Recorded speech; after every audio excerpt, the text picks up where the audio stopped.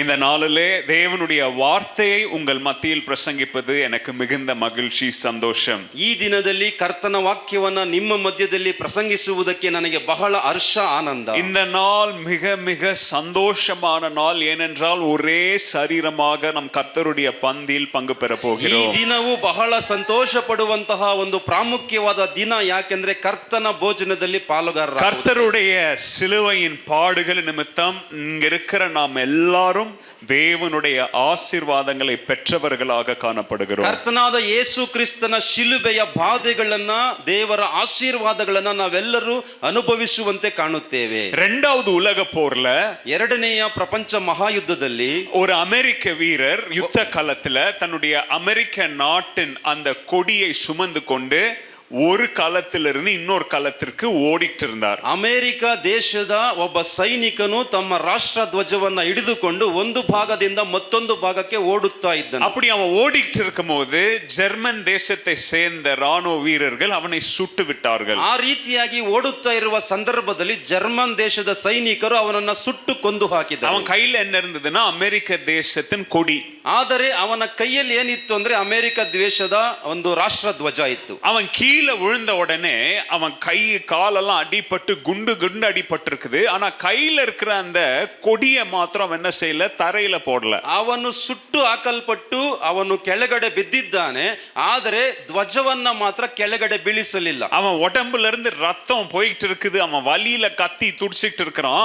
ஆனா கைய மாத்திரம் ஓங்கி பிடிச்சிட்டு இருக்கிறான். ஏன்னா கையில தேச கொடி இருக்கு. ರಕ್ತವು ತನ್ನ ಶರೀರದಿಂದ ಸುರಿಯುತ್ತಾ ಇದೆ. ಅವನು ಬಾಧೆ ಪಡ್ತಾ ಇದ್ದಾನೆ, ಆದರೆ ಅವನ ಕೈಯಲ್ಲಿರುವಂತಹ ಧ್ವಜವನ್ನ ಮಾತ್ರ ಬೀಳಿಸಲಿಲ್ಲ. இன்னொரு ராணுவ வீரன், அவனுடைய நண்பன், அவன் பக்கத்துல ஓடி வந்தான். ಇನ್ನೊಬ್ಬ ಸೈನ್ಯದ ಒಬ್ಬ ಸೈನಿಕನ ಅವನ ಪಕ್ಕದಲ್ಲಿ ಓಡಿ ಬಂದ. இவன் உடனே அந்த தேச கொடி அவன் கையில கொடுத்துட்டு சொன்னான், ತಕ್ಷಣವೇ ರಾಷ್ಟ್ರ ಧ್ವಜವನ್ನ ಅವನ ಕೈಯಲ್ಲಿ ಕೊಟ್ಟು ಹೇಳಿದನು, என் உயிர் போகுது, ನನ್ನ ಪ್ರಾಣ ಹೋಗುತ್ತಾ ಇದೆ, ஆனா என் உயிர் போனாலும் ನನ್ನ ಪ್ರಾಣ ಹೋದರೂ தேசத்தின் கொடி மாத்திரம் மண்ணில் விழக்கூடாது. ರಾಷ್ಟ್ರ ಧ್ವಜ ಮಾತ್ರ ಮಣ್ಣಿನಲ್ಲಿ ಬೀಳಬಾರದು. இந்த தேச கொடியை நம்முடைய ஜெயம் பெறுகிற வரைக்கும் இதை தூக்கிக்கிட்டு சுமந்துகிட்டே போன்னு சொல்லி அவனுடைய நண்பன் கையில கொடுத்துட்டு சேர்த்துட்டான். ಈ ರಾಷ್ಟ್ರ ಧ್ವಜವನ್ನ ಪ್ರಾಣ ಹೋಗುವವರೆಗೂ ಇದಕ್ಕೆ ಗೌರವವನ್ನ ಕೊಟ್ಟು ಎತ್ತುಕೊಂಡು ಹೋಗು ಎಂಬುದಾಗಿ ಸ್ನೇಹಿತನ ಬಳಿ. ஆனா ஆண்டவராகிய இயேசு கிறிஸ்து செய்த காரியம், ಆದರೆ ಕರ್ತನಾದ ಯೇಸು ಕ್ರಿಸ್ತನು ಮಾಡಿದಂತ ಕಾರ್ಯ, அவர் நமக்காக ஒரு கொடியெல்லாம் சுமந்துகிட்டு போல,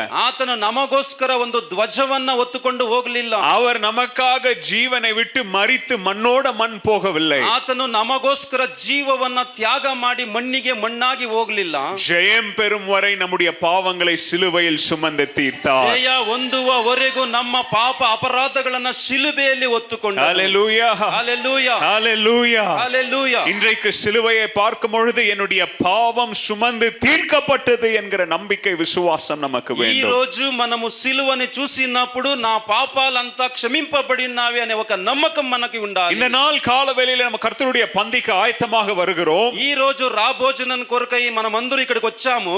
நாம் தேவனுடைய ஆண்டவராகிய இயேசு கிறிஸ்துவுடைய தியாகத்தை மாத்திரம் நினைவு கூறுவதில்லை. ప్రభు యేసు త్యాగాన్ని గురించి మనమంతా నెనపుకుంటాం. அவர் அந்த சிலுவையில் நமக்கு பெற்ற தந்த வெற்றியையும் நாம் கொண்டாட வேண்டும். ఆయన సిలువలో చేసినటువంటి జయాన్ని మనం ఆచరించాలి. ஒரு பக்கத்துல இயேசு பட்ட வேதனை, ఒక్క భాగంలో చూసినప్పుడు యేసు అనుభవించిన மறு బాధలు, பக்கத்துல அவர் நமக்கு பெற்று தந்த ஜெயம். ఇంకొక పక్క దేవుడు మనకి కలిగించిన జయాన్ని ఆనందించాలి. ஒரு பக்கம் கண்ணீர், ఒక్క పక్క కన్నీళ్లు, மறுபக்கம் களிப்பு. మరొక్క పక్క ఒక జయం. ஆனா ஆண்டவராகிய இயேசு கிறிஸ்து சொல்றாரு, இந்த கண்ணீர் வேதனையின் பக்கம் உனக்கு வேண்டாம், அது நான் ஏற்றுக்கொள்ளுகிறேன். நீ மறுபக்கமாகிய சந்தோஷம், ஆசீர்வாதம், சுகம், சமாதானத்தை நீ பெற்றுக்கொள்ள. ಕರ್ತನಾದ ಯೇಸು ಕ್ರಿಸ್ತನು ಹೇಳುತ್ತಾನೆ, ಕಣ್ಣೀರು, ದುಃಖ, ವೇದನೆ, ಯಾತನೆ ನಿನಗೆ ಬೇಡ, ಅದನ್ನ ನಾನು ಹೊತ್ತುಕೊಳ್ಳುತ್ತೇನೆ. ஏசாயா 53வது அதிகாரம் 5ஆம் வசனம் இப்படியாக சொல்லுகிறது. ಯೆಶಾಯ 53ನೇ ಅಧ್ಯಾಯ 5ನೇ ವಚನ ಈ ರೀತಿ ಹೇಳುತ್ತೆ, நம்முடைய பாவங்களுக்காக, மீறுதல்களுக்காக அவர் அடிக்கப்பட்டார். ನಮ್ಮ ಪಾಪ ಅಪರಾಧಗಳಿಗಾಗಿ ಆತನು ಜಜ್ಜಲ್ಪಟ್ಟನು. நம்மளுடைய அநியாயங்களுக்காக அவர் குத்தப்பட்டார், கிழிக்கப்பட்டார். ನಮ್ಮ ಅನ್ಯಾಯಗಳ ನಿಮಿತ್ತವಾಗಿ ಆತನು ಚುಚ್ಚಲ್ಪಟ್ಟನು, ಹಿಂಸಿಸಲ್ಪಟ್ಟನು. நம்மளுடைய சமாதானத்திற்காக அவர் தண்டிக்கப்பட்டார். ನಾವು ಸಮಾಧಾನ ಹೊಂದುವುದಕ್ಕಾಗಿ ಆತನು ದಂಡನೆ ಅನುಭವಿಸಿದನು. நாம் சுகம் பெறும்படியாக அவருடைய உடம்பு வாரை போல் பாரப்பட்டது. ನಾವು ಸೌಖ್ಯ ಹೊಂದುವುದಕ್ಕಾಗಿ ಆತನು ಬಾಸುಂಡೆಗಳನ್ನು ಅನುಭವಿಸಿದನು. சோ இந்த செய்தியின் முன்பதாகவே உங்களுக்கு நான் சொல்ல விரும்புகிற காரியம், ಈ ಸುದ್ದಿಯ ಮುಂಚಿತವಾಗಿ ನಾನು ನಿಮಗೆ ಹೇಳುವಂತ ವಿಷಯ, கர்த்தருடைய பந்தி வெறும் அவருடைய பாடுகளை மாத்திரம் அது நமக்கு நினைவுபடுத்துவதில்லை. ಕರ್ತನ ಭೋಜನವು ಬರೀ ಬಾಧೆಗಳನ್ನ ಮಾತ್ರ ನೆನಪಿಸುವುದಿಲ್ಲ, இயேசு கிறிஸ்து செய்து முடித்த சிலுவையின் வெற்றியையும் நமக்கு ஞாபகப்படுத்துகிறது. ಕರ್ತನಾದ ಯೇಸು ಕ್ರಿಸ್ತನು ಮಾಡಿ ಮುಗಿಸಿದ ಶಿಲುಬೆಯ ವಿಜಯ ಯಾತ್ರೆ ನಮಗೆ ನೆನಪಾಗುತ್ತದೆ. அவர் ஜீவிப்பதால் ಆತನು ಜೀವಿಸುವುದರಿಂದ நானும் ஜீவிக்கிறேன். ನಾನು ಜೀವಿಸುತ್ತೇನೆ. விசுவாசிக்கிறவங்க என்னோட சேர்ந்து சொல்லுங்க, ನಂಬಿಕೆಯುಳ್ಳವರು ಹೇಳ್ರಿ ಅಲ್ಲ, இயேசு ஜீவிப்பதால் ಯೇಸು ಜೀವಿಸುವುದರಿಂದ நானும் ஜீவிக்கிறேன், ನಾನು ಜೀವಿಸುತ್ತೇನೆ, நானும் ஜீவிப்பேன். ನಾನು ಜೀವಿಸುವೆ. ஹalleluya. ಹಲ್ಲೆಲೂಯಾ. ஆண்டவராகிய இயேசு கிறிஸ்துவின் சிலுவை ಆ ಕರ್ತನಾದ ಯೇಸು ಕ್ರಿಸ್ತನ ಶಿಲುಬೆಯು தன்னுடைய ஜனங்களுக்கு அநேக ஆவிக்குரிய ஆசீர்வாதங்களை பெற்று தருகிறது. ತನ್ನ ಪ್ರಜೆಗಳಿಗೆ ಆತ್ಮೀಯ ಆಶೀರ್ವಾದಗಳನ್ನ ಕಲ್ಪಿಸುತ್ತದೆ. இன்றைக்கு நம்ம கேட்க வேண்டிய கேள்வி, ಇವತ್ತು ನಾವು ಕೇಳಬೇಕಾದ ಪ್ರಶ್ನೆ ಏನೆಂದ್ರೆ, இயேசுவின் சிலுவை எனக்கு ஏதாவது ஆசீர்வாதம் தருதான்னு கேட்க கூடாது. ಕರ್ತನಾದ ಯೇಸುವಿನ ಶಿಲುಬೆ ನನಗೇನಾದ್ರೂ ಆಶೀರ್ವಾದ ಕೊಡುತ್ತದಂತ ಕೇಳಬಾರದು. அந்த ஆசீர்வாதங்களை பெற்றுக்கொள்ற தகுதியுள்ள வாழ்க்கையை நான் வாழ்றேன் நான் ಆ கேட்கணும். ಆಶೀರ್ವಾದಗಳನ್ನ ಪಡೆದುಕೊಳ್ಳುವುದಕ್ಕೆ ಯೋಗ್ಯತೆಯ ಜೀವನ ಜೀವಿಸಬೇಕೆಂಬುದಾಗಿ இன்றைக்கு நான் உங்களோட பேச போகிற தேவனுடைய செய்தியின் தலைப்பு, ಇವತ್ತು ನಿಮ್ಮ ಮಧ್ಯದಲ್ಲಿ ನಾನು ಹಂಚಿಕೊಳ್ಳುವಂತಹ ಒಂದು ಪ್ರಸಂಗದ ಮುಖ್ಯಾಂಶ, இயேசுவின் தியாகத்தின் நிமித்தம் ಯೇಸುವಿನ ತ್ಯಾಗದ ನಿಮಿತ್ತವಾಗಿ நாம் பெற்றுக்கொள்ளும் ஆசீர்வாதங்கள். ನಾನು ಪಡೆದುಕೊಳ್ಳುವ அல்லது ಆಶೀರ್ವಾದಗಳು, இப்படி எழுதிக்காங்க, சிலுவை நிமித்தம் ಶಿಲುಬೆಯ ನಿಮಿತ್ತ நாம் அடையும் 3 ஆசீர்வாதங்கள். ನಾನು ಪಡೆದುಕೊಳ್ಳುವ 3 ಆಶೀರ್ವಾದಗಳು. முதலாவது என்ன ஆசீர்வாதம்? మొదటిగా ఏం ఆశీర్వాదము? தேவனை விட்டு பிரிந்திருந்த மனிதன், దేవుణ్ణి వదిలి వెళ్లిపోయిన మనిషి, பாவத்து நிமித்தம் ஆண்டவருடைய சமூகத்திற்கு வர முடியாதபடி இருளில் வாழ்ந்த நாம், పాపము చేసిన మనిషి ఆ చీకటికి వెళ్ళిన తర్వాత, எப்போ நடந்தாலும் எழும்பினாலும் முழிச்சாலும் கண்ண முழுங்கினாலும் ஐயையோ நான் ஒரு பாவி பாவ குற்ற உணவுல வாழ்ந்த நம்மை, లేచిన కూర్చొన్న ఎక్కడికున్నా పనుకొన్నా నేను పాప అపరాధము నిండిన మనిషి అనే ఒక మనోభావములో, இப்படிப்பட்ட மனநிலையிலிருந்து ஆண்டவராகிய இயேசு கிறிஸ்துவுடைய சிலுவை நம்மை விடுவித்தது. ఇలాంటి మనస్థితిలో ఉన్నటువంటి మనల్ని ప్రభు యేసు శిలువ విడుదల కలిగించింది. நான் உங்களுக்கு இன்னைக்கு சொல்லி தர விரும்ப சத்தியத்தை நல்லா கவனிங்க. మీకు నేను చెప్పేనటువంటి ఒక సత్యం ఏమిటంటే, ஆண்டவராகிய இயேசு கிறிஸ்துவுடைய சிலுவையின் மிகப்பெரிய ஆசீர்வாதம் பாவ மன்னிப்பு.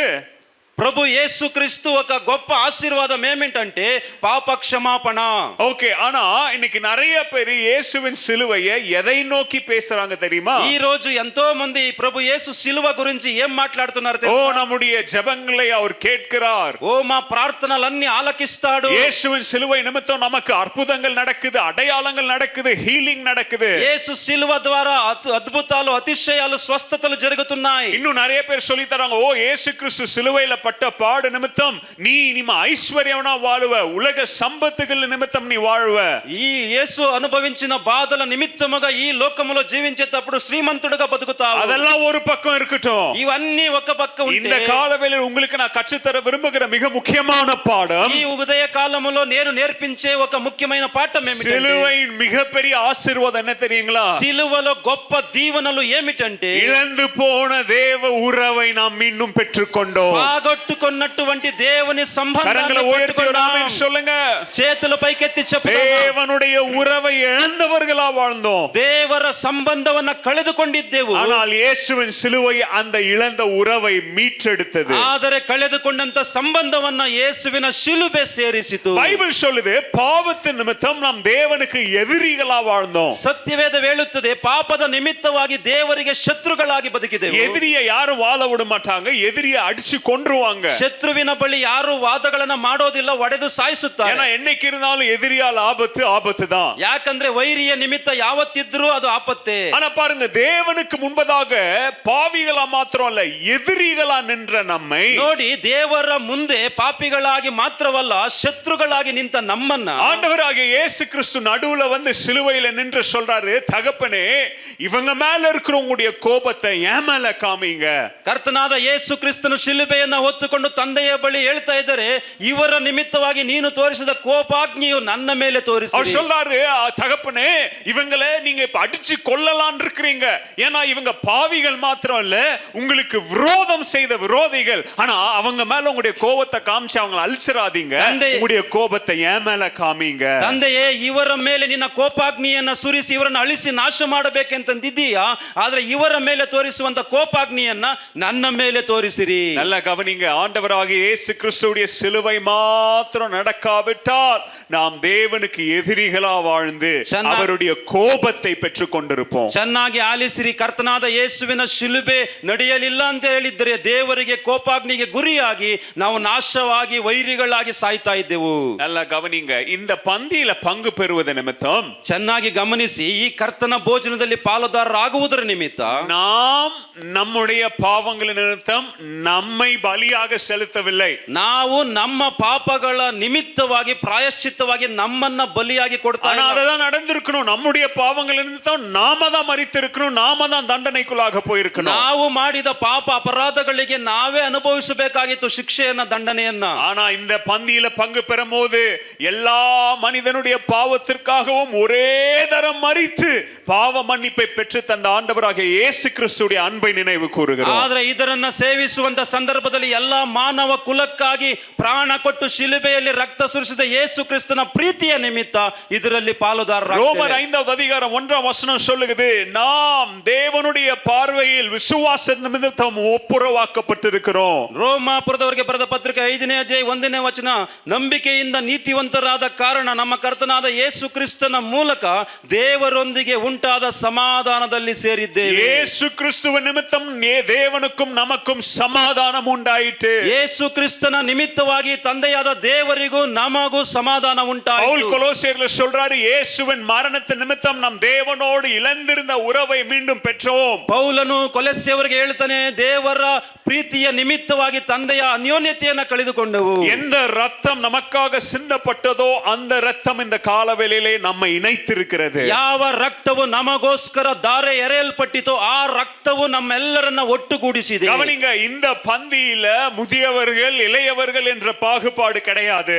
ನೋಡ್ರಿ, ಈ ಭೋಜನದಲ್ಲಿ ಹಿರಿಯರು ಕಿರಿಯರು ಎಂಬ ಭೇದ ಭಾವಗಳಿಲ್ಲ. படிச்சவன் படிக்காதவன், உயர்ந்தவன் தாழ்ந்தவன் என்கிற வேறுபாடு கிடையாது. ವಿದ್ಯಾವಂತರು ಅವಿದ್ಯಾವಂತರು, ಮೇಲು ಕೀಳು ಎಂಬ ಭಾವನೆಗಳಿಲ್ಲ. பாஸ்டர் பிஷப் விசுவாசி என்ற பாகுபாடு கிடையாது. ಪಾಸ್ಟರು ಬಿಷಪ್ ವಿಶ್ವಾಸಿಗಳು ಎಂಬ ಭೇದ ಭಾವಗಳಿಲ್ಲ. இந்த பந்தியில நாம் எல்லாரும் தேவனுக்கு முன்பதாக ஒரே சரீரமாக நிற்கிறோம். ಈ ಪಂಕ್ತಿಯಲ್ಲಿ ನಾವೆಲ್ಲರೂ ದೇವರಿಗೆ ಸರಿ ಸಮಾನವಾದ ಒಂದೇ ಶರೀರದಲ್ಲಿ ಭಾಗವಹಿಸುತ್ತೇವೆ. கர்த்தருடைய பந்தி நாம் ஒரே சரீரம். என்னோட சேர்ந்து சொல்லுங்க, ಹೇಳ್ರಿ ಅಲ್ಲ, ಒಂದೇ ಶರೀರ, ಒಂದೇ ಶರೀರ, ஒரே சரீரம், ஒரே ಶರೀರ.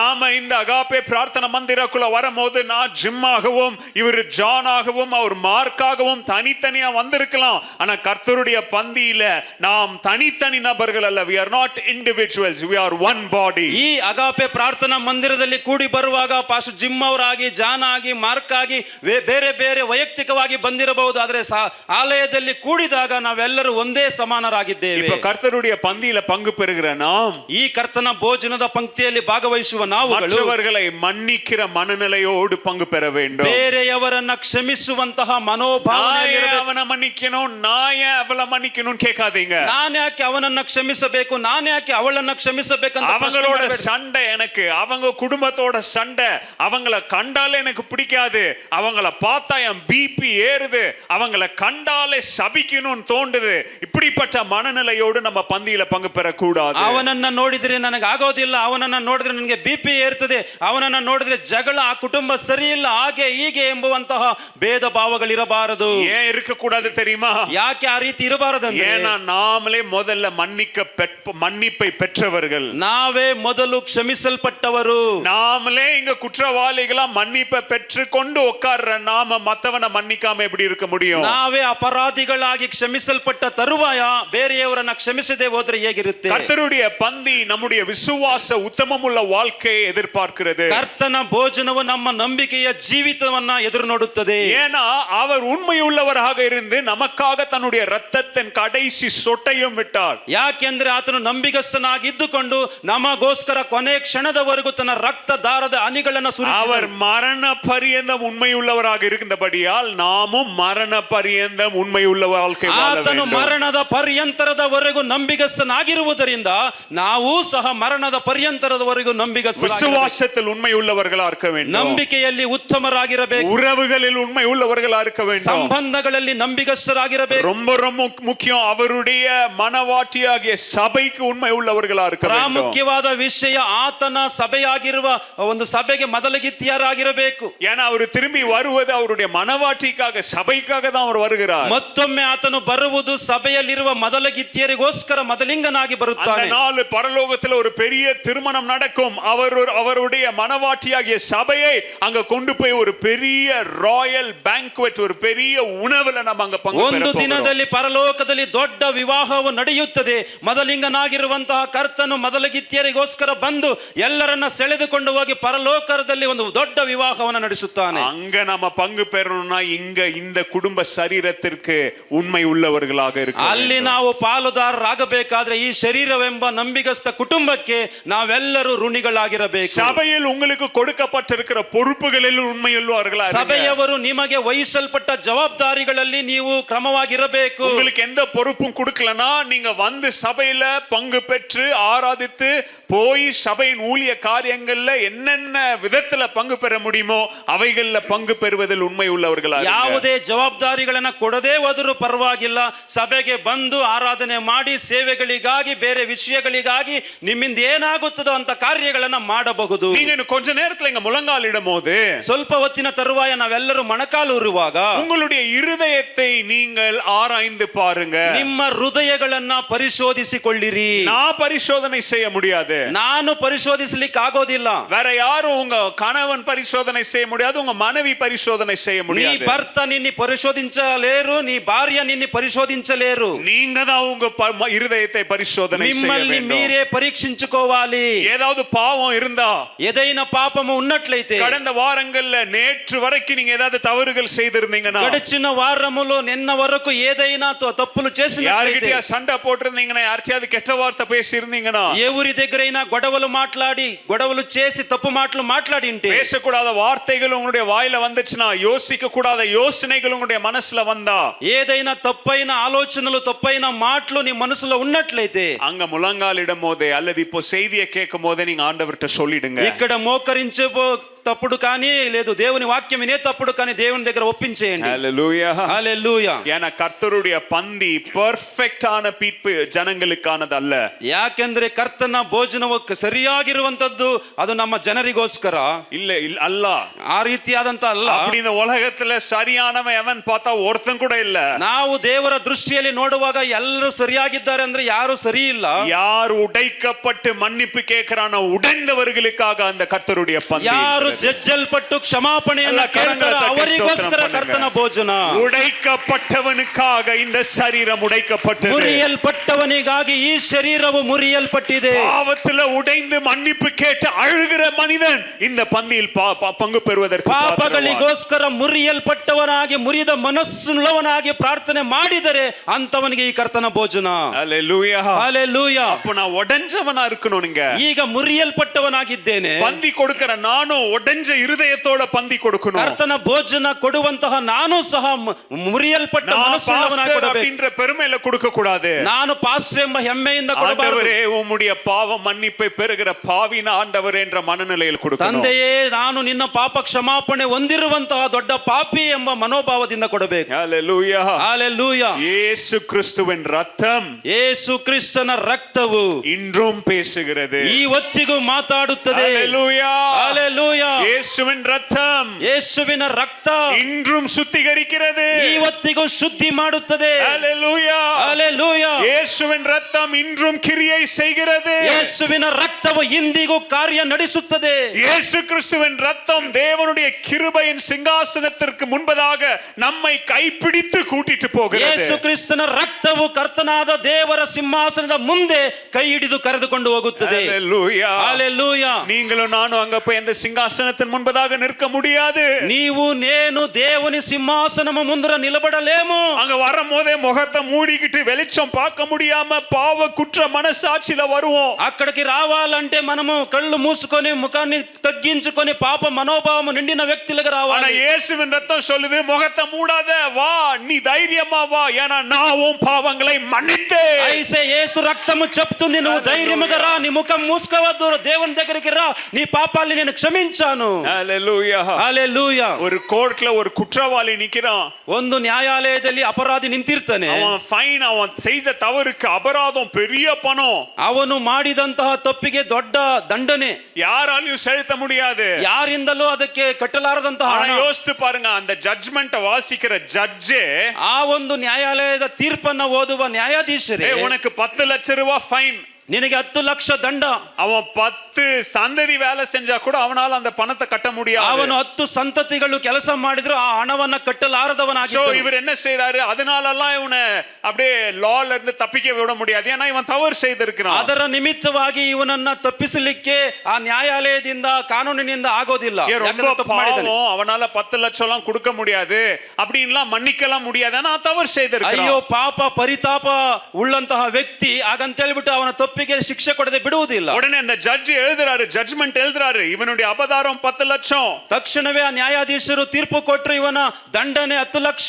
ஆனா கொடுத்துட்டு என்ன செய்றாரு தெரியுங்களா? ಕೊಟ್ಟ ನಂತರ ಏನು ಮಾಡಿದ್ರು ಗೊತ್ತಾ? அப்படியே எழும்பி இந்த பக்கம் வராரு, ಎದ್ದು ನಿಂತುಕೊಂಡು ಪಕ್ಕಕ್ಕೆ ಬಂದು அந்த ஜட்ஜ் போட்டிருக்கிறாரு பாருங்க அந்த கருப்பு கோட், அதை கலட்டுறாரு. ಆ ಜಡ್ಜ್ ಧರಿಸಿಕೊಂಡಿದ್ದಂತಹ ಕರೆ ಕೋಟನ್ನ ತೆಗೆದಿಟ್ಟು அவர் பேக் உள்ள கைய விட்டு ಅವರ ಜೇಬಿನಲ್ಲಿ ಕೈ அவர் ಇಟ್ಟು காசு எடுத்து ಆತನ ಹಣವನ್ನ ತೆಗೆದು அவர் சொல்றாரு, இது என்னுடைய சொந்த பணம், ಇದು ನನ್ನ ಸ್ವಂತ ಸಂಪಾದನೆಯ ಹಣ. இவன் ஜெயிலுக்கு போனா வாழ்க்கை ஃபுல்லா வெளியில வர மாட்டான், ಇವನು ಸೆರೆಮನೆಗೆ ಹೋದ್ರೆ ಜೀವನ ಪರ್ಯಂತರ ಒಳಗಡೆ அதனால ಬರೋದಿಲ್ಲ. இவனுடைய குற்றங்களுக்கான இந்த 10 லட்சம் ரூபாய் பணத்தை நான் செலுத்துறேன்னு சொல்லி இந்த ஜட்ஜ் கொடுத்தா, ಇವನ ಅಪರಾಧದ ನಿಮಿತ್ತ ಅವನ ದಂಡನೆಗೆ ನಾನು ನನ್ನ ಹಣವನ್ನ ಕೊಡ್ತೇನೆ ಎಂಬುದಾಗಿ ನ್ಯಾಯಾಧೀಶರು ಹೇಳಿದರು. அப்படிப்பட்ட கிருபையை பெறுவதற்கு அவன் தகுதி கூட இல்ல, ಅಂತಹ ಕೃಪೆ ಪಡೆದುಕೊಳ್ಳಲು ಅವನು ಅರ್ಹನಲ್ಲ. ஆனா அந்த கிருபையை பெறுகிறான் பாருங்க. ಆದ್ರೂ ಆ ಕೃಪೆ ಪಡೆದುಕೊಳ್ತಾನಲ್ವಾ? தேவனுடைய கோர்ட்டில் ஆண்டவராகிய இயேசு கிறிஸ்து செய்ததும் இதுதான். ದೇವರ ನ್ಯಾಯಾಲಯದಲ್ಲಿ ಕರ್ತನಾದ ಯೇಸು ಕ್ರಿಸ್ತನು ಮಾಡಿದ್ದು ಇದನ್ನೇ. அந்த ஜட்ஜ் ஆகிய தேவனுக்கு முன்பதாக கிறிஸ்து சொல்றாரு, மை லார்ட், இவங்க செய்த பாவத்திற்கு இவங்களால தண்டனையே என்ன அனுபவிச்சா செத்துருவான், ஜெயிலுக்குள்ள போனா வெளியில வர மாட்டான், அவனுக்கு பதிலா நான் அந்த அபராதத்தை கட்டுகிறேன். ನ್ಯಾಯಾಧೀಶರಾಗಿರುವ ತಂದೆಯ ಮುಂದೆ ಕರ್ತನಾದ ಯೇಸು ಕ್ರಿಸ್ತನ ವಕೀಲನಾಗಿ ಹೇಳ್ತಾ ಇದ್ದೀನಿ, ಇವನು ಮಾಡಿದ ಪಾಪದ ನಿಮಿತ್ತವಾಗಿ ಇವನು ಹೊರಗಡೆ ಬರ್ಲಿಕ್ಕೆ ಆಗೋದಿಲ್ಲ, ಇವನ ಪಾಪ ಅಪರಾಧಗಳಿಗೋಸ್ಕರ ನಾನೇ ದಂಡನೆ ಅನುಭವಿಸುತ್ತೇನೆ. உயர்த்தி ஆமென் சொல்லுங்க. మనమందరూ చేతులెత్తి దేవునికి వందనాలు చెల్లిస్తాం. హల్లెలూయా, హల్లెలూయా, హల్లెలూయా. என்னோட சேர்ந்து சொல்லுங்க, இயேசுவின் ரத்தம் చెప్పండి అందరూ, యేసు ప్రభు రక్తం இன்றும் வல்லமை உள்ளது, ఇప్పటికీ శక్తిగతమైనది, ஒன்றும் செயல்படுகிறது, ఇప్పటికీ కార్యం జరిపిస్తుంది. இயேசுவின் கிருபையை காட்டிலும் பெரிய பாவம் இந்த உலகத்தில் வேற எதுவும் இல்லை. యేసు క్రీస్తు కృపకైన గొప్ప పాపం ఈ ప్రపంచంలో ఏదీ లేదు. மன்னிக்கப்பட்ட விசுவாசி மற்றவர்களை மன்னிக்கிற விசுவாசியாக வாழ வேண்டும். క్షమింపబడిన విశ్వాసి వేరే వాళ్ళని క్షమించేవాడుగా ఉండాలి. கர்த்தருடைய பந்திக்கு வரும்போது மனம் திரும்புதலோட வாங்க. రా భోజనానికి మీరు వచ్చేటప్పుడు పశ్చాత్తాప మనసుతో రండి. தேவனுடைய பாவ மன்னிப்பை விசுவாசத்தினால் ஏந்தி பெற்றுக்கொள்ளுங்க. దేవుని పాప క్షమాపణని నమ్మకముతో పొందుకోండి. கர்த்தருடைய பந்தியை அசட்டை செய்யாதீங்க. దేవుని రా భోజనాన్ని మీరు అసట చేయొద్దండి. கர்த்தருடைய பந்தியின் ஆராதனைனா நீங்க சனிக்கிழமையே அதற்குரிய ஆயத்தங்களை செய்ய வேண்டும். ಕರ್ತನ ಭೋಜನದ ದಿನಕ್ಕಿಂತ ಮುಂಚಿತವಾಗಿ ಅಂದ್ರೆ ಶನಿವಾರವೇ ಅದಕ್ಕೋಸ್ಕರ ಸಿದ್ಧರಾಗಬೇಕು. நீங்க மனதளவில் ஆயத்தப்பட வேண்டும். ನೀವು ಮನಸ್ಥಿತಿಯಲ್ಲಿ ಸಿದ್ಧರಾಗಬೇಕು. பாவங்களை அறிக்கை செய்யாமல் கர்த்தருடைய பந்தியில பங்கு பெறக்கூடாது. ಪಾಪಗಳನ್ನ ಅರಿಕೆ ಮಾಡದೆ ಕರ್ತನ ಭೋಜನದಲ್ಲಿ ಪಾಲುದಾರರಾಗಬಾರದು. நல்ல கவனிங்க, இயேசுவின் ரத்தம் வெறும் நம்முடைய பாவங்களை மூடி மறைக்கல. ಕರ್ತನಾದ ಯೇಸು ಕ್ರಿಸ್ತನ ರಕ್ತವು ಬರೀ ನಮ್ಮ ಪಾಪಗಳನ್ನ ಮುಚ್ಚಿ ಮರೆ ಮಾಡಲಿಲ್ಲ. நிறைய பேருடைய வீட்டுல குப்பை இருக்கும், குப்பை கிளீன் பண்றதுக்கு வருத்தப்பட்டுக்கிட்டு அதை என்ன செய்வாங்க, பீரோ கீழே தள்ளி விடுவாங்க, கட்டில் கீழே தள்ளி விடுவாங்க. ಅನೇಕರ ಮನೆಯಲ್ಲಿ ಕಸ ಇರ್ತದೆ, ಅದನ್ನ ಶುದ್ಧವಾಗಿ ಮಾಡದೆ ಏನ್ ಮಾಡ್ತಾರೆ, ಮಂಚಗಳ ಕೆಳಗಡೆ ಬೀರುಗಳ ಕೆಳಗಡೆ ತಳ್ಳಿ ಬಿಡ್ತಾರೆ. அழுக்கான துணி ரொம்ப நாள் துவைக்காம மூட்டை மூட்டையாங்க இருக்கும்.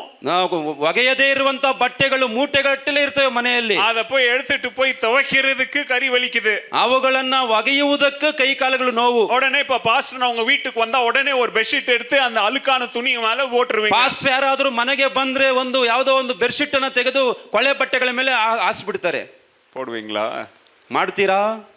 போட மாட்டீங்களா? ಹಾಕೋದಿಲ್ವಾ? ಹಂಗೆ அப்ப நான் உங்க வீட்டுக்கு வரும்போது அழுக்கான துணி மூட்டை மூட்டையா அங்க கடந்தா என்ன உங்க மான மரியாதை என்ன ஆகுறது? ನಿಮ್ಮ ಮನೆಯನ್ನ ಸಂಧಿಸಲು ಬಂದಾಗ ಕೊಳೆ ಬಟ್ಟೆಗಳು ಮೂಟೆ ಮೂಟೆಯಾಗಿದ್ರೆ ನಿಮ್ಮ ಗೌರವ ಮಾನ ಮರ್ಯಾದೆ ಏನಾಗುತ್ತೆ? மனுஷன் என்ன பண்ணுவான் தெரியுமா? இருக்கிறத மூட முயற்சிப்பான். ಮನುಷ್ಯ ಏನು ಮಾಡ್ತಾನೆ ಅಂದ್ರೆ ಇರೋದನ್ನ ಮುಚ್ಚುವುದಕ್ಕೆ ಪ್ರಯತ್ನ ಮಾಡ್ತಾನೆ. சிலுவையில இயேசு நம்முடைய பாவங்களை மூடி மறைக்கவில்லை. ಶಿಲುಬೆಯಲ್ಲಿ ಕರ್ತನಾದ ಯೇಸು ನಮ್ಮ ಪಾಪಗಳನ್ನ ಮುಚ್ಚಿ ಮರೆ ಮಾಡಲಿಲ್ಲ. ஆண்டவராகிய இயேசு கிறிஸ்து உங்களுடைய பாவங்களை சுமந்து தீர்த்து உங்க வாழ்க்கையிலிருந்து அகற்றி விட்டார். ಕರ್ತನಾದ ಯೇಸು ಕ್ರಿಸ್ತನು ಶಿಲುಬೆಯಲ್ಲಿ ನಿನ್ನ ಪಾಪ ಅಪರಾಧಗಳನ್ನ ಹೊತ್ತುಕೊಂಡು ತೀರಿಸಿ ಮುಗಿಸಿ ಅಳಿಸಿ ಹಾಕಿದನು. உங்க இருதயத்துல பாத்தீங்கன்னா அங்க பாவம் உங்க ஓரத்துல எல்லாம் இல்ல, எடுத்து காலி பண்ணி தூக்கி எரிஞ்சிட்டாருங்க. ನಿಮ್ಮ ಹೃದಯದಲ್ಲಿ ಯಾವುದೇ ಪಾಪದ ಸಣ್ಣ ಗುರುತುಗಳಿಲ್ಲದೆ ಎಲ್ಲವನ್ನ ಶುದ್ಧೀಕರಿಸಿ ತೆಗೆದು ಬಿಸಾಕಿದನು. பைபிள் சொல்லுது உன்னுடைய பாவங்களை கடலின் ஆழத்திற்குள் நான் தூக்கி எறிந்தேன். ನಿನ್ನ ಪಾಪವನ್ನ ಸಮುದ್ರದ ಆಳದ ಒಳಗಡೆ ಎತ್ತಿ ಹಾಕಿದ್ದೇನೆ.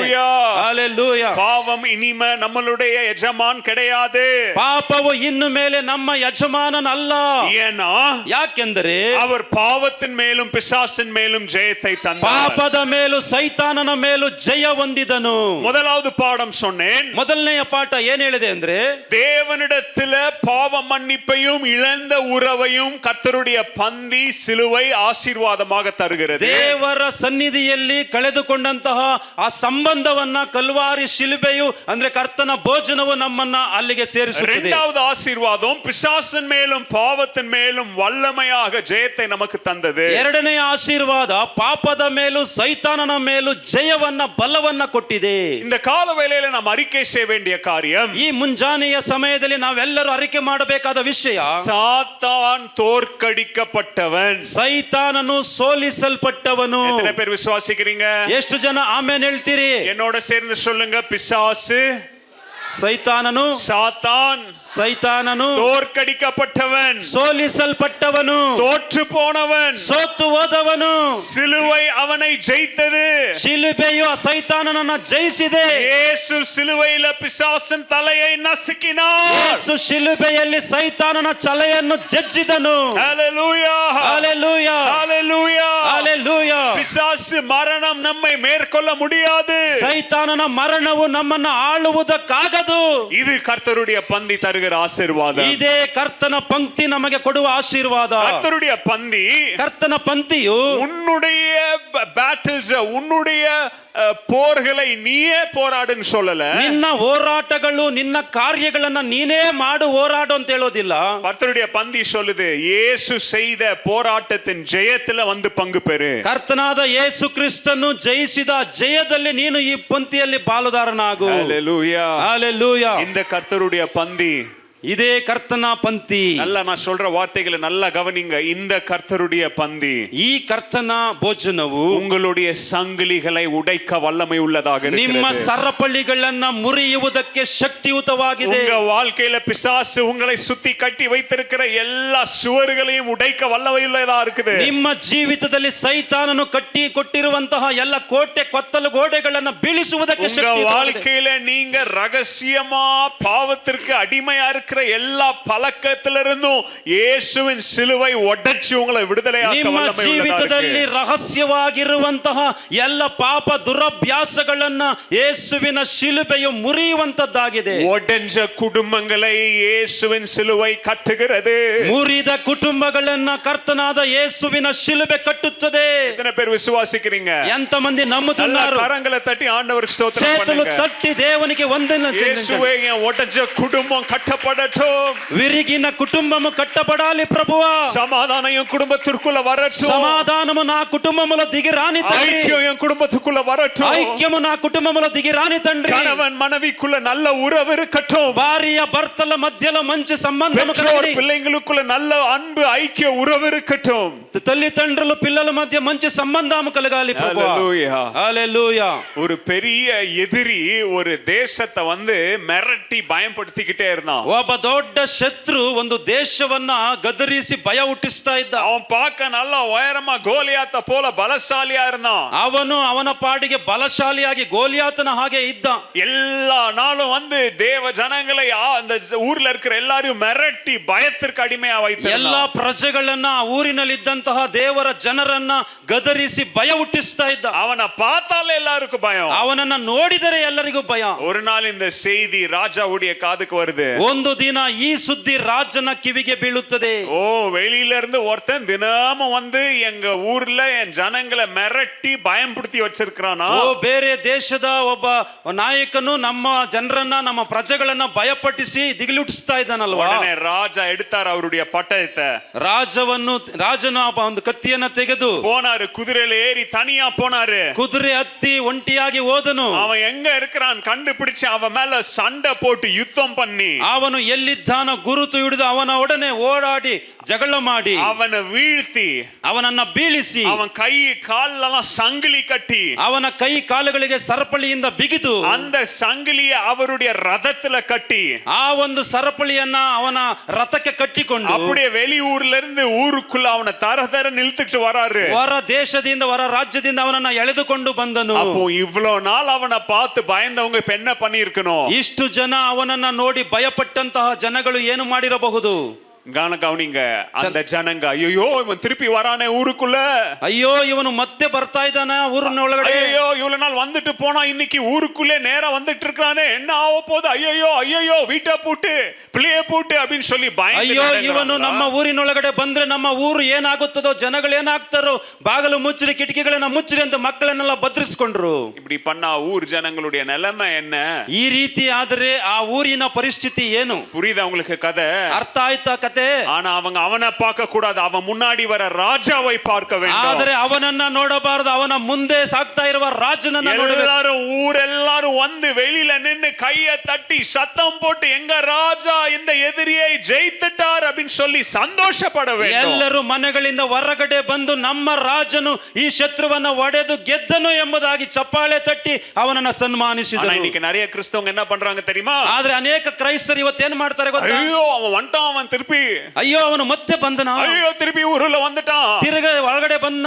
ஏ முட்டாள் கிறிஸ்தவனே, ಏ ಮೂರ್ಖ ಕ್ರೈಸ್ತನೇ, அவனை பார்க்காத, ಅವನನ್ನ ನೋಡಬೇಡ, அவன் கைய பாரு, ಅವನ ಕೈಯನ್ನ ನೋಡು, அவன் கால பாரு, ಅವನ ಕಾಲುಗಳನ್ನ ನೋಡು, அவன் வாய பாரு, ಅವನ ಬಾಯನ್ನ ನೋಡು, சங்கிலிகளால் கட்டப்பட்டிருக்கிறான், ಸರಪಗಳಿಂದ ಬಿಗಿದಿದ್ದಾನೆ, வாய் மூடப்பட்டிருக்குது, ಬಾಯಿ ಕಟ್ಟಲ್ಪಟ್ಟಿದೆ, ஒரு தெருநாயை போல அவன் இழுத்து வரப்படுகிறான், ಒಂದು ಬೀದಿ ನಾಯಿ ಹಾಗೆ ಎಳೆದುಕೊಂಡು ಬರ್ತಾ ಇದ್ದಾನೆ. இழுத்துட்டு வருகிறதோ நம்முடைய ராஜா, ಎಳೆದುಕೊಂಡು ಬರ್ತಾ ಇರುವವನು ನಮ್ಮ ಅರಸನು, ராஜாதி ராஜாவாகிய இயேசு கிறிஸ்து, ರಾಜಾದಿ ರಾಜನಾದ ಯೇಸು ಸ್ವಾಮಿ. சிலுவையில் ஆண்டவர் செய்தது இதுதான். ಶಿಲುಬೆಯಲ್ಲಿ ಯೇಸು ಮಾಡಿದ್ದು ಇದನ್ನೇ. இந்த சாத்தானை ஆண்டவர் வீழ்த்தி முறியடித்து அவன் கையை காலில சங்கிலிகளை கட்டி நம்மளுடைய கண்களுக்கு முன்பதாக இழுத்து வந்ததை ಈ ಸೈತಾನನನ್ನ ಶಿಲುಬೆಯಲ್ಲಿ ಯೇಸು ಒಡೆದು ಸಾಯಿಸಿ ಅವನನ್ನ ಸರಪಣಿಗಳಿಂದ ಬೀಗಿದು ಅವನನ್ನ ಮೂಲೆಗೆ ಹಾಕಿ ಬಂದಿದ್ದಾನೆ. பாவத்துக்கு பயப்படாதீங்க, ಪಾಪಗಳಿಗಾಗಿ ಭಯಪಡಬೇಡ್ರಿ, சாபத்துக்கு பயப்படாதீங்க, ಶಾಪಗಳಿಗಾಗಿ ಹೆದರಬೇಡ್ರಿ, வியாதிகளுக்கு பயப்படாதீங்க,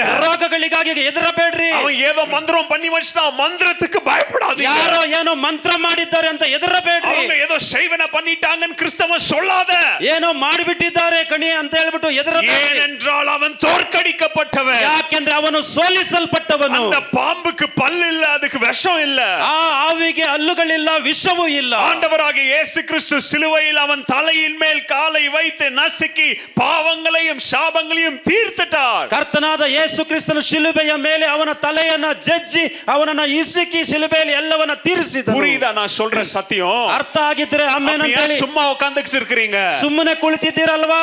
உங்க மேல இருக்கிற பாவத்திற்கு வல்லமை இல்லைன்னு சொல்றேன், ನಿಮ್ಮ ಮೇಲೆ ಇರುವ ಪಾಪಕ್ಕೆ ಶಕ್ತಿ ಇಲ್ಲ, பயங்கள் இல்லைன்னு சொல்றேன், ಭಯಗಳಿಲ್ಲ, சாபத்துக்கு வல்லமை இல்லைன்னு சொல்றேன். ಶಾಪಗಳಿಗೆ ಶಕ್ತಿ ಇಲ್ಲ. விசுவாசத்தோட கையை தட்டி ஆண்டவருக்கு நன்றி சொல்லுங்க. ನಂಬಿಕೆಯಿಂದ ಚಪ್ಪಾಳೆ ತಟ್ಟಿ ದೇವರಿಗೆ ಮಹಿಮೆ ಪಡಿಸಿ.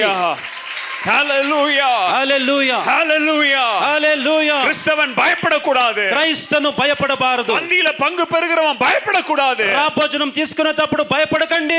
ஏன்னா என் தகப்பன் என்னோட கூட இருக்கிறார், ఎందుకంటే నా తండ్రి నా తోడుగా ఉన్నాడు. நான் வந்தா நீ என்ன அடிச்சிருவ, నేను వస్తే నన్ను కొట్టేస్తారు. ஆனா எங்க அப்பா கூட இருக்கிறாரு, உன்னால என்ன மேல கையை கூட நீட்ட నా முடியாது. తండ్రి నా తోడుగా ఉన్నాడు, నీ వల్ల ఏమీ కాదు. பிசாசுக்கு సాతానుకు பிரிவினைகளை கொண்டு வருவதற்கு இடம் கொடுக்காதீங்க. ఏదో ఒకటి చేసి వేరే వేరే చేసేదానికి ఏదైనా ఒకటి చేస్తాడు. சபை என்னும் குடும்பத்தில் பிரிவினையை கொண்டு வருவதற்கு பிசாசுக்கு இடம் கொடுக்காதீர்கள். సంఘం అనే కుటుంబములో వేర్పాటులకి మీరు స్థలం అవకాశం ఇవ్వకండి. சபையாக ஒன்றாக இணைந்து நாம் பிசாசுக்கு விரோதமாக யுத்தம் செய்ய வேண்டும். సంఘమంతా ఒకటిగా ఉండి సాతానుకు ఎదురెళ్ళి యుద్ధం చేయాలి. சபைக்குள்ள ஒருத்தரோட ஒருத்தர் யுத்தம் பண்ணக்கூடாது. సంఘములో మీకు మీరే పెరకలాడుకోకూడదు. கடின காலத்தில் நிமிர்ந்து நில்லுங்கள். కష్ట కాలములో గట్టిగా నిలబడండి. எப்படி இயேசுவின் சிலுவை எல்லா பாடுகள் மத்தியில உயர்வாக நிமிர்ந்து நின்றதோ அப்படி நீங்களும் நானும் பிரச்சனைகளின் நடுவில் நிமிர்ந்து நிற்க வேண்டும். ఎలా యేసుక్రీస్తు సిలువ కష్టాలు బాధలు వచ్చినప్పుడు ఎలా తలెత్తి నిల్చుకోనుందో అలాగే మనము కూడా కష్టాలు బాధలు కలిగినప్పుడు మనము తలెత్తి నిలబడాలి. ஜெபத்தில் உண்மை உள்ளவர்களா இருங்க. ప్రార్థనలో మనమందరూ నమ్మకముగా ఉండాలి.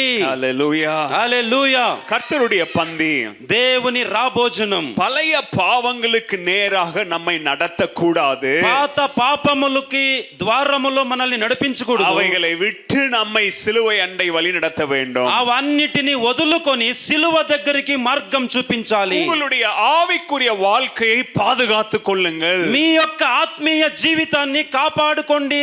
அனுதின கீழ்ப்படிதல், ప్రతిరోజు విధేయత, ஒவ்வொரு நாளும் தேவனுடைய வார்த்தைக்கு உங்களை அர்ப்பணித்தல், ఒక్కొక్క రోజు దేవుని మాటలకి విధేయతలు కాండి. ஒவ்வொரு நாள் ஆண்டவரே இந்த நாளை நான் தனியாக நடத்த முடியாது, உங்களுடைய பலன் உங்களுடைய கிருபை எனக்கு தேவை என்கிற டிபெண்டன்ஸ் ஆன் காட். ఒక్కొక్క రోజు ప్రభువా నా బలము నా జ్ఞానము నన్నల్ని నడిపించకూడదు, నీ వాక్యము నీ దయ నీ కృప నన్ను నడిపించును గాక.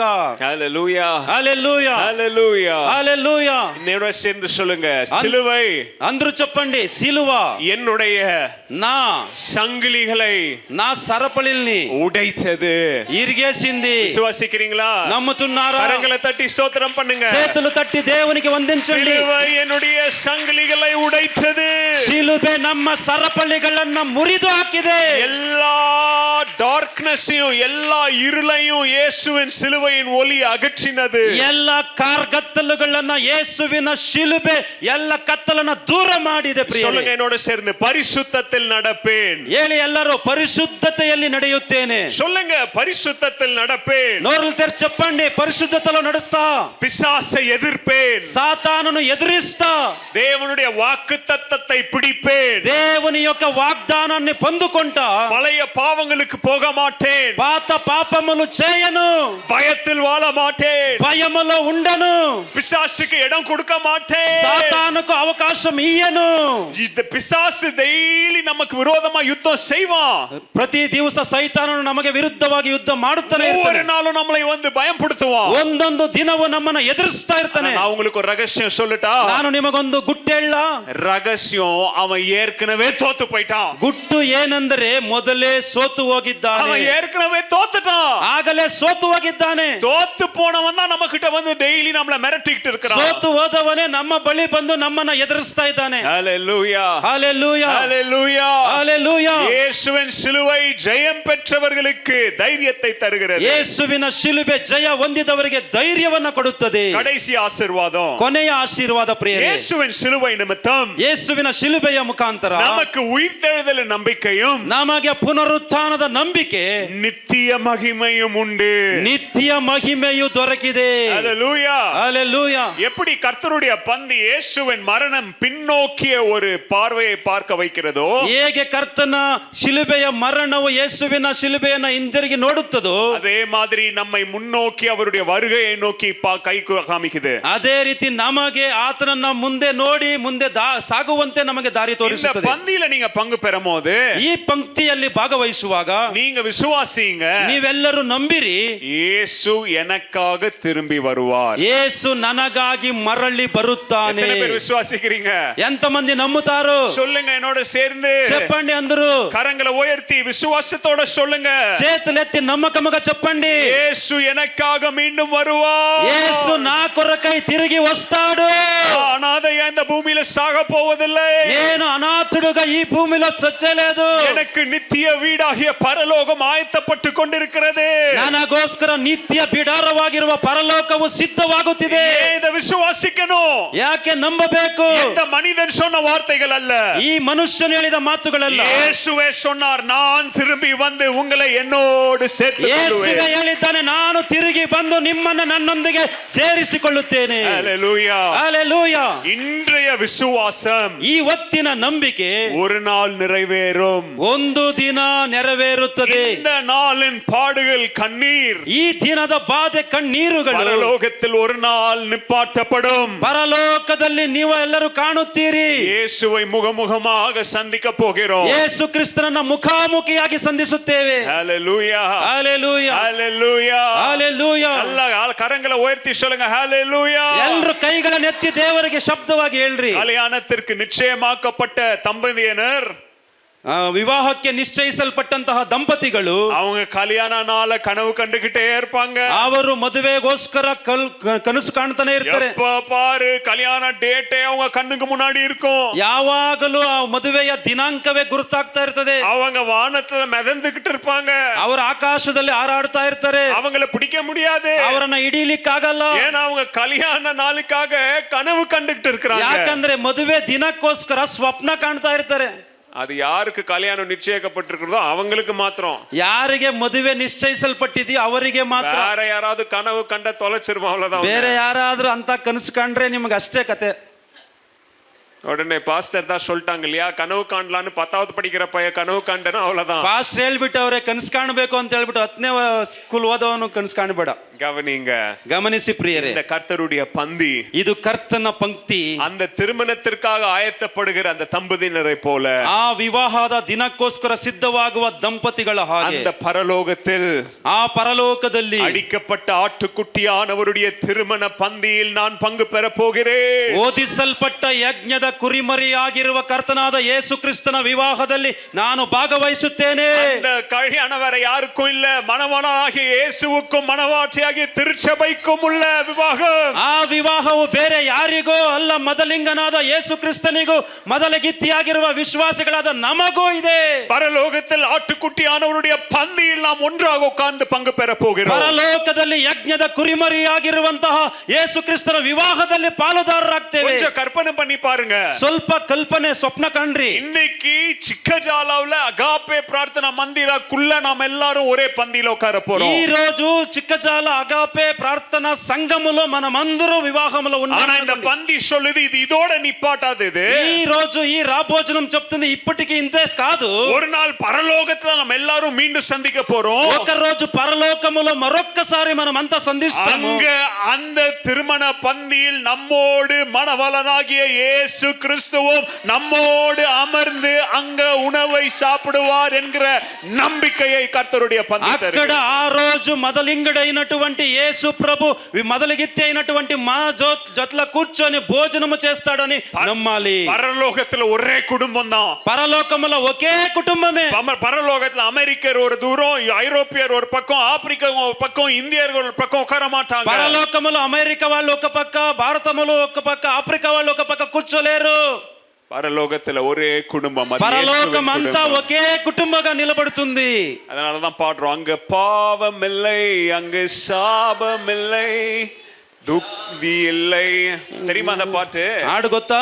கன்னடால இருந்துச்சுன்னா கத்துக்காங்க, ಕಲ್ತ್ಕೊಳ್ರಿ ಕನ್ನಡದಲ್ಲಿ. நல்லா கவனிங்க, ಚೆನ್ನಾಗಿ ಗಮನಿಸಿ. ஆண்டவர் நம்மை, ದೇವರು ನಮ್ಮನ್ನು இந்த பந்தியில நீ ஐக்கியமா ಈ இருந்தால், ಪಂಕ್ತಿಯಲ್ಲಿ ನೀವೆಲ್ಲರೂ ಐಕ್ಯವಾಗಿದ್ದರೆ அந்த ஐக்கியத்திற்கு இது முன்னோடியா இருக்கிறது. ನಾನು ಐಕ್ಯಕ್ಕೆ ಮುನ್ನುಡಿಯಾಗಿದ್ದೇನೆ. ஹல்லேலூயா. ஹல்லேலூயா. தேவனை சேவிப்பதில் ரொம்ப கஷ்டப்பட்டு வேர்வை சிந்தி கைவிட்டுறாதீங்க. ದೇವರನ್ನ ಸೇವಿಸುವಾಗ ಬಹಳ ಕಷ್ಟಪಟ್ಟು ಬೆವರು ಸುರಿಸಿ ಕೈ ಬಿಡಬೇಡ್ರಿ. ஏன்னா ஒரு நாள் நான் அங்க உட்கார போறேன், ಒಂದು ದಿನ ನಾನು ಅಲ್ಲಿ ಕುಳಿತುಕೊಳ್ಳಿಕ್ಕಿದ್ದೇನೆ. அந்த நம்பிக்கையில இங்க எல்லா காரியங்களையும் செய்யுங்க. ಅಂತ ವಿಶ್ವಾಸದಿಂದ ಇಲ್ಲಿ ಎಲ್ಲಾ ಕಾರ್ಯಗಳನ್ನ ನೆರವೇರಿಸಿ. அப்போஸ்தலனாகிய பவுல் சொல்றான், என்னுடைய ஓட்டத்தை விசுவாசத்தை காத்துக்கொண்டு ஓடி முடித்தேன். ಅಪೊಸ್ತಲನಾದ ಪೌಲನು ಹೇಳ್ತಾನೆ, ನಾನು ನಂಬಿಕೆಯನ್ನ ಕಾದುಕೊಂಡಿದ್ದೇನೆ, ನನ್ನ ಓಟವನ್ನ ಕಡೆಗಾಣಿಸಿದ್ದೇನೆ. கிறிஸ்தவ வாழ்க்கையில் முக்கியமான காரியம் ஃபர்ஸ்ட் ஓடுறனா லாஸ்ட் ஓடுறனா மூணாவது ரேங்க் வாங்குறனா இல்ல, ஓட்டத்தை ஓடி முடி. ಕ್ರೈಸ್ತ ಓಟದಲ್ಲಿ ಮುಖ್ಯವಾದದ್ದು ಮೊದಲು ಓಡ್ತೇನೋ ಹಿಂದೆ ಓಡ್ತಾನೋ ನಡುವೆ ಓಡ್ತಾನೋ ಅನ್ನೋದಲ್ಲ,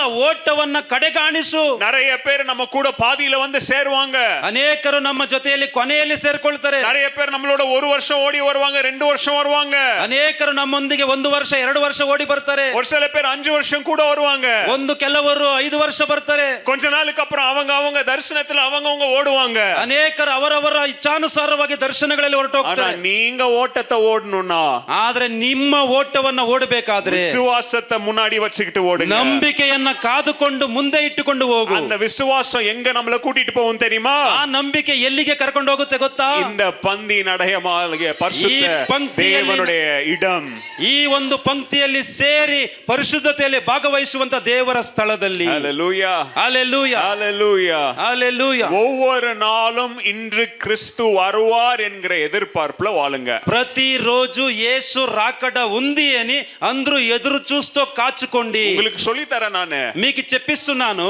ஒவ்வொரு நாளும் ఒక్కొక్క రోజు இன்னைக்கு இயேசு வருவார் அப்படின்ற எதிர்பார்ப்புல வாழுங்க. ఈ రోజు యేసు వస్తాడో అని ఎదురు చూస్తూ కాచుకొని ఉండండి. ஹalleluya, హalleluya. அப்படி வாழ்ந்தீங்கன்னா எல்லாமே நீங்க பரலோகத்தை மனசுல வச்சு செய்வீங்க. ఇలా జీవిస్తే అన్నిటిని పరలోకముని మీ మనసులో పెట్టుకొని చేస్తారు. நீங்க ஆவிக்குரிய ரீதியில நீங்க ஆயத்தமா இருப்பீங்க. మీరు ఆత్మీయ జీవితంలో సిద్ధముగా ఉంటారు.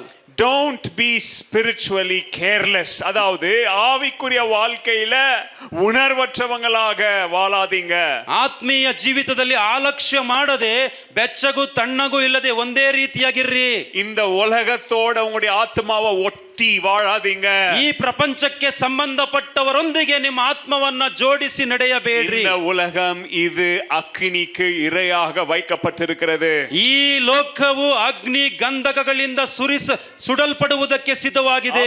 நம்ம கட்டி வச்சிருக்கிற வீடு, நம்மளுடைய காரு, நம்முடைய பேங்க், நம்முடைய பணம், நம்ம வீட்டுல பீரோல வச்சிருக்கிற துணி மணிகள் எல்லாம் பரலோகத்துக்கு வர போறது இல்ல. எல்லாம் பூமியில ஒரு நாள் ಕಂದಗತ್ತಿನಾலும் ಅಗ್ನಿನಾலும் ಸುಟ್ಟರಿக்கப்பಡ ಹೋಗುತ್ತದೆ. ಹೌದ್ರಿ, ನಾವು ಕಟ್ಟಿರುವ ಮನೆ, ನಮ್ಮ ಕಾರು, ನಮ್ಮ ಚಿನ್ನ, ಒಡವೆ, ಬಂಗಾರ, ನಾವು ಸೇರಿಸಿಟ್ಟಿರುವಂತ ಹಣ, ಆಸ್ತಿ ಯಾವುದು ಕೂಡ ಪರಲೋಕಕ್ಕೆ ಬರೋದಿಲ್ಲ. ಅವೆಲ್ಲವೂ ಅಗ್ನಿ ಗಂಧಕಗಳಿಂದ ಸುಡಲ್ಪಡುವುದಕ್ಕೋಸ್ಕರ ಇಡಲ್ಪಟ್ಟಿದೆ. ಪರಲೋಕಕ್ಕೆ வரப்போகிறதோ நம்முடைய ஆத்மாவும் ಶರೀರமும். ಪರಲೋಕಕ್ಕೆ ಬರುವಂತದ್ದು ಒಂದೇ ಒಂದು ನಮ್ಮ ಆತ್ಮ, ನೀವೆಲ್ಲರೂ ಸೇರಿರುವ ಅನ್ಯೋನ್ಯತೆ. ஹalleluya, ஹalleluya. திருப்பி சொல்றேன், என் ஆத்மாவும் என்னுடைய ஆவிக்குரிய சரீரமும் தான் பரலோகத்துக்கு வரப்போகிறது. ನನ್ನ ಆತ್ಮವು ನನ್ನ ಆತ್ಮೀಯ ಶರೀರ ಮಾತ್ರ ಪರಲೋಕಕ್ಕೆ ಹೋಗುತ್ತದೆ. எல்லாருக்கும் டைட்டானிக் கதை தெரியும். ನಿಮ್ಮೆಲ್ಲರಿಗೂ ಟೈಟಾನಿಕ್ ಕತೆ ಗೊತ್ತು. ஒரு 100 வருஷத்துக்கு முன்பதாக மாபெரும் கப்பலாக கட்டப்பட்டதுதான் டைட்டானிக். 100 ವರ್ಷಗಳ ಹಿಂದೆಯೇ ಮಹಾ ದೊಡ್ಡ ಹಡಗು ನಿರ್ಮಾಣ ಮಾಡಿತು, ಅದರ ಹೆಸರು ಟೈಟಾನಿಕ್. டைட்டானிக் கப்பலை கட்டினவங்க சொன்னாங்க, இதை எதுவும் ஒண்ணும் பண்ண முடியாது. ಆ ಟೈಟಾನಿಕ್ ಹಡಗನ್ನ ನಿರ್ಮಾಣ ಮಾಡಿದವರು ಇದನ್ನ ಯಾವುದು ಕದಲಿಸಲಿಕ್ಕೆ ಆಗೋದಿಲ್ಲ. எந்த புயல் வந்தாலும் எந்த பனி அடிச்சாலும் இந்த டைட்டானிக்க ஒண்ணும் செய்ய முடியாதுன்னு சொன்னாங்க. ಎಂತ ಬಿರುಗಾಳಿ ಬೀಸಿದರು, ಎಂತ ಅಲೆಗಳು ಬಡಿದರು, ಅದನ್ನ ಏನು ಮಾಡ್ಲಿಕ್ಕೆ ಆಗೋದಿಲ್ಲ ಅಂತಂದ್ರು. ஆனா அதுடைய முதலாவது பயணத்திலே உங்களுக்கு எல்லாருக்கும் தெரியும், நடுக்கடல்ல உடைஞ்சி நிறைய பேர் செத்துட்டாங்க. ಆದರೆ ಅದರ ಮೊದಲನೆಯ ಪ್ರಯಾಣದಲ್ಲಿ ಸಮುದ್ರದ ಒಂದು ಕಲ್ಲಿಗೆ ಡಿಕ್ಕಿ ಹೊಡೆದು ಅರ್ಧ ಜನ ಅಲ್ಲ ಎಲ್ಲರೂ ಸತ್ತು ಹೋದ್ರು. அந்த பயணத்துல ಆ ಒಂದು ಪಯಣದಲ್ಲಿ ஒரு பாஸ்டர் இருந்தார். ಒಬ್ಬ ಸೇವಕರಿದ್ರಂತೆ. அவருடைய பேர் ஜான் ஹார்பர். ಆ ಸೇವಕರ ಹೆಸರು ಜಾನ್ ಆರ್ಫರ್ ಎಂಬುದಾಗಿ. ಅವರು ಅಮೆರಿಕಾವಿல இருந்து அவரை பயணம் செய்து போயிட்டு இருந்தாரு. ಅಮೆರಿಕದಿಂದ ಪಯಣ ಮಾಡಿಕೊಂಡು ಹೋಗ್ತಾ ಇದ್ರು. எங்க ஊழியத்திற்காக போயிட்டு இருந்தாரு. ಎಲ್ಲಿಗೆ ಅಂದ್ರೆ ಸೇವೆಗೋಸ್ಕರ. ಅವರು ಕೂಡ ಅವருடைய சின்ன மகள் கூட பயணத்துல இருந்தா. ಅವರೊಂದಿಗೆ ಆತನ ಸಣ್ಣ ಮಗಳು ಕೂಡ ಪ್ರಯಾಣದಲ್ಲಿ ಇದ್ರು. நைட்ல அவங்க தூங்கிட்டு இருக்காங்க, ஒரே அலறல் சத்தம், கத்திக்கிட்டு எல்லாம் ஓடுறாங்க. ರಾತ್ರಿಯಲ್ಲಿ ನಿದ್ರೆ ಮಾಡ್ತಾ ಇದ್ದಾರೆ ಚೆನ್ನಾಗಿ, ಆದ್ರೆ ಒಂದೇ ಆರ್ಭಟ, ಒಂದೇ ಅರ್ಚಾಟ, ಗೋಳಾಟ. என்னாச்சு கப்பல் பனிப்பாறையில மோதி மூழ்கி மூழ்கிட்டு இருக்கு. ಆ ಒಂದು ಹಡಗು ಮಂಜಿನ ಗಡ್ಡೆಗೆ ಡಿಕ್ಕಿ ಹೊಡೆದು ಮುಳುಗುವ ಪರಿಸ್ಥಿತಿಯಾಗಿದೆ. அந்த ஊழியக்காரரும் அவருடைய மகளும் அந்த டைட்டானிக் கப்பல்ல இருக்கிறாங்க. ಆ ಸೇವಕರು ಅವರ ಮಗಳು ಆ ಟೈಟಾನಿಕ್ ಹಡಗಿನಲ್ಲಿ ಪ್ರಯಾಣಿಸ್ತಾ ಇದ್ರು. வெளியில வந்து பார்த்தா கப்பல் ஃபுல்லா தண்ணி.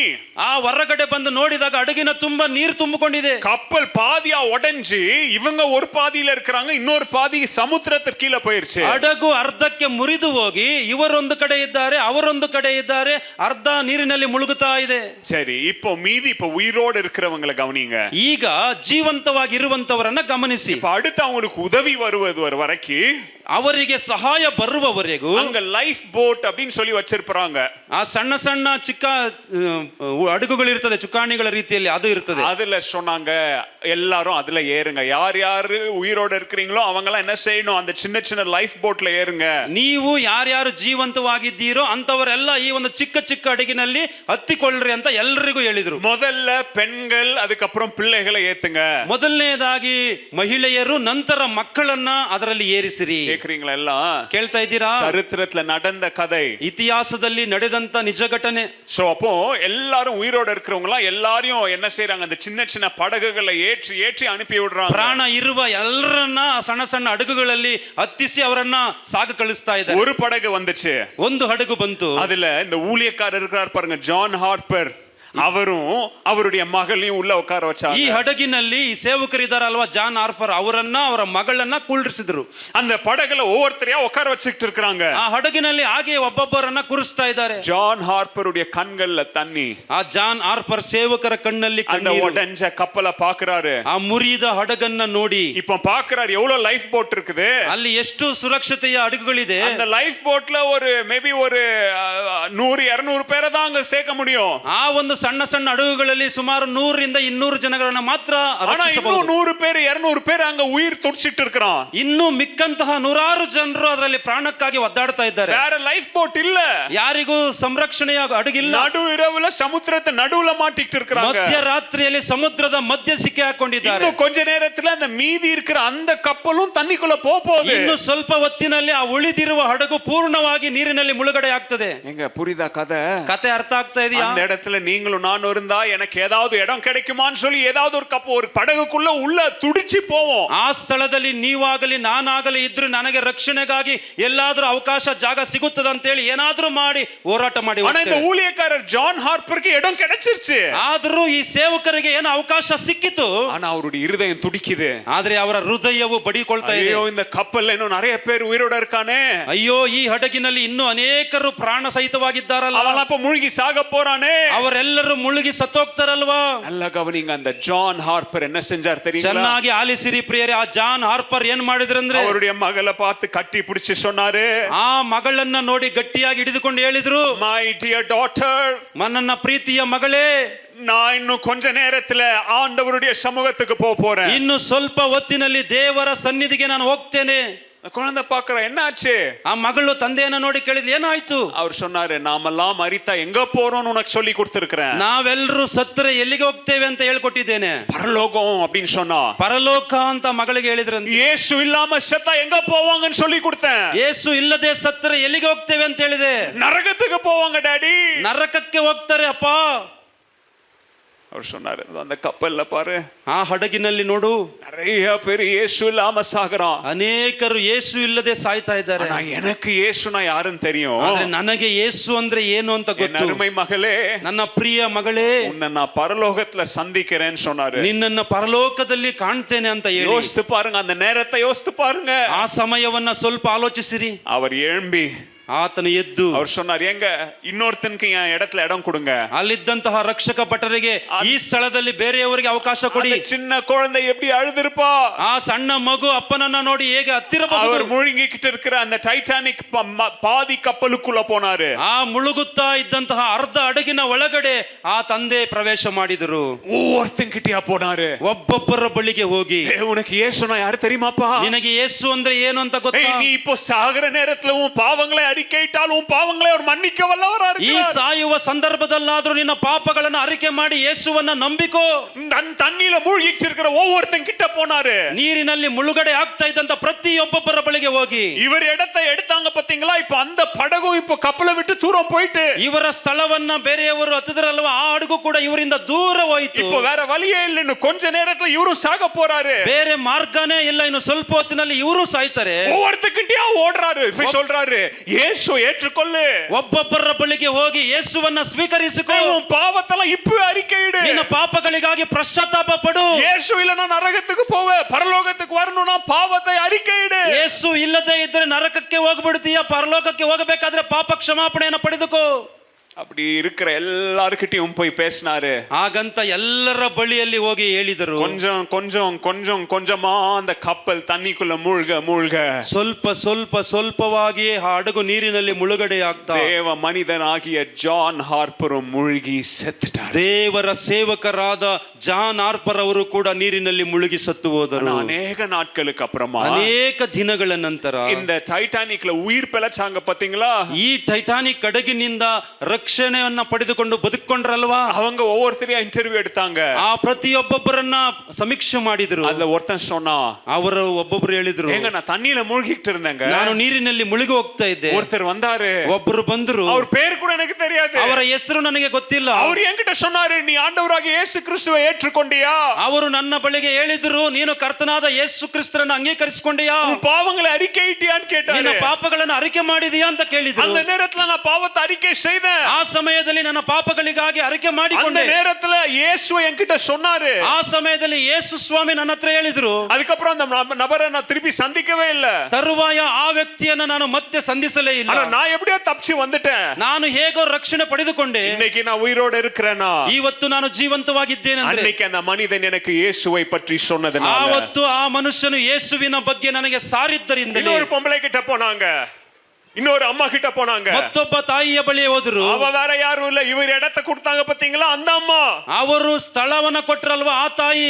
அந்த அம்மா சொன்னாங்க, அந்த ஐயா ಆ ಅಯ್ಯನವರು வெளியில எழும்பும் போது சொன்னாங்க, ಹೊರಗಡೆ ಇಳಿಯುವಾಗ ಹೇಳಿದ್ರು, உன் பாவங்களை நீ அறிக்கையிட்டால் இயேசு உன் பாவங்களை மன்னிப்பாருன்னு சொல்லிட்டு அவருடைய இடத்தை எனக்கு கொடுத்தாங்க. ನಿನ್ನ ಪಾಪಗಳನ್ನ ಅರಿಕೆ ಮಾಡಿಕೊಂಡ್ರೆ ಯೇಸು ನಿನ್ನ ಪಾಪಗಳನ್ನ ಕ್ಷಮಿಸುತ್ತಾನೆ ಅಂತ. இன்னைக்கு நான் உயிரோட இருக்கிறது அந்த அந்த அந்த மனிதன் செய்த தியாகத்தினால. ಇವತ್ತು ನಾನು ಜೀವಂತನಾಗಿದ್ದೇನೆ ಅಂದ್ರೆ ಆ ಮನುಷ್ಯನು ಮಾಡಿದ ಪ್ರಾಣ ತ್ಯಾಗದಿಂದ.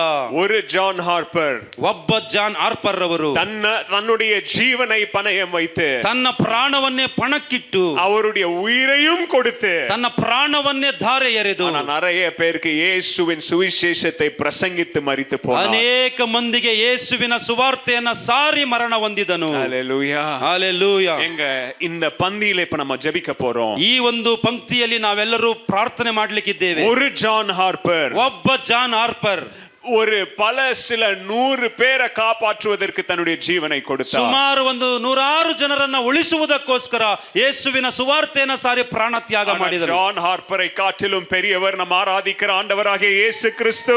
ಆ ಜಾನ್ ಹಾರ್ಪರ್ ಅವರಿಗಿಂತಲೂ ದೊಡ್ಡವನು ನಾವು ಆರಾಧಿಸುವ ಕರ್ತನಾದ ಯೇಸು ಸ್ವಾಮಿ. ஒரு ஜான் ஹார்ப்பர் ஒரு சின்ன படகுல ஒரு சீட்டை தான் விட்டு கொடுத்தாரு. ಆ ಜಾನ್ ಹಾರ್ಪರ್ ಅವರು ಆ ಸಣ್ಣ ಹಡಗಿನಲ್ಲಿ ಒಂದು ಸಣ್ಣ ಕುರ್ಚಿಯನ್ನು ಬಿಚ್ಚಿಕೊಟ್ರು. ஆண்டவராகிய இயேசு கிறிஸ்து தன்னுடைய ஜீவனையே நமக்காக விட்டு கொடுத்தார். ಆದರೆ ಕರ್ತನಾದ ಯೇಸು ಕ್ರಿಸ್ತನು ತನ್ನ ಪ್ರಾಣವನ್ನೇ ನಮಗಾಗಿ ಧಾರೆ ಎರೆದನು. ಕರங்களை ತಟ್ಟಿ ಸ್ತೋತ್ರ பண்ணுங்க. ಚಪ್ಪಾಳೆ ತಟ್ಟಿ ದೇವರಿಗೆ ಸ್ತೋತ್ರ ಧ್ವನಿ ಮಾಡಿ. ஹல்லேலூயா, ஹல்லேலூயா, ஹல்லேலூயா, ஹல்லேலூயா. மாபெரும் அன்பு, தன்னுடைய ஜீவனை கொடுப்பதுதான் மாபெரும் அன்பு. ಮಹಾಪ್ರೀತಿ ಏನಂದ್ರೆ ತನ್ನ ಜೀವವನ್ನ ಕೊಡುವುದೇ ಮಹಾಪ್ರೀತಿ. ஹல்லேலூயா, ஹல்லேலூயா. கர்த்தருடைய பந்தி, ದೇವರ ಪಂಕ್ತಿ, அவருடைய சரீரம் உடைக்கப்பட்டது, ಆತನ ಶರೀರವು ಜಜ್ಜಲ್ಪಟ್ಟಿತು. நம் சரீரம் முழுமையாக இருக்கும்படியாக, ನಮ್ಮ ಶರೀರವು ಸುಖವಾಗಿರುವುದಕ್ಕೋಸ್ಕರ அவருடைய ரத்தம் சிந்தப்பட்டது, ಆತನ ರಕ್ತವು ಸುರಿಸಲ್ಪಟ್ಟಿತು. நம்முடைய பாவம் கழுவப்படபடியாக, ನಮ್ಮ ಪಾಪಗಳು ತೊಳೆಯಲ್ಪಡುವುದಕ್ಕಾಗಿ. இயேசுவின் காலியான கல்லறை, ಯೇಸುವಿನ ಖಾಲಿಯಾದ ಸಮಾಧಿ, நாம் பாவத்தின் மேலும் சாபத்தின் மேலும் ஜெயம் பெற்றோம் என்கிற அடையாளம். ನಾವು ಪಾಪದ ಮೇಲೂ ಶಾಪದ ಮೇಲೂ ಜಯ ಹೊಂದಿದ್ದೇವೆ ಎನ್ನುವುದಕ್ಕೆ ಗುರುತು.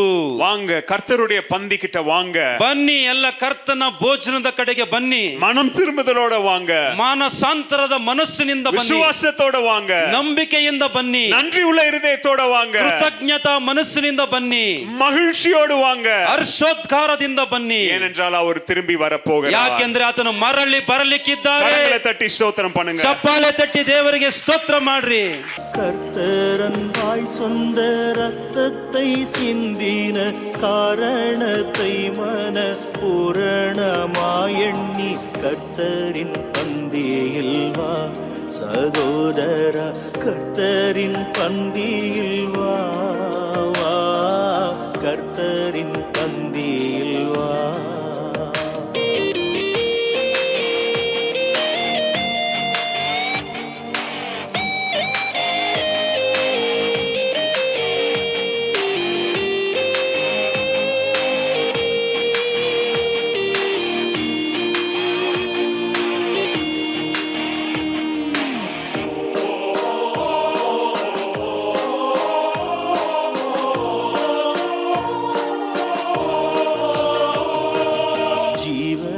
ஜீவப்பம்மல்லோ கிறிஸ்துவின் திருச்சரீரம் அல்லோ,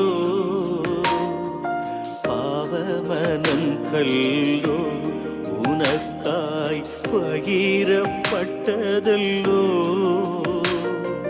தேவகுமாரனின் ஜீவ அப்பத்தை நீ தின்று அவருடன் என்றும் பிழைத்திட கர்த்தரின் பந்தியில் வா சகோதர, கர்த்தரின் பந்தியில் வா.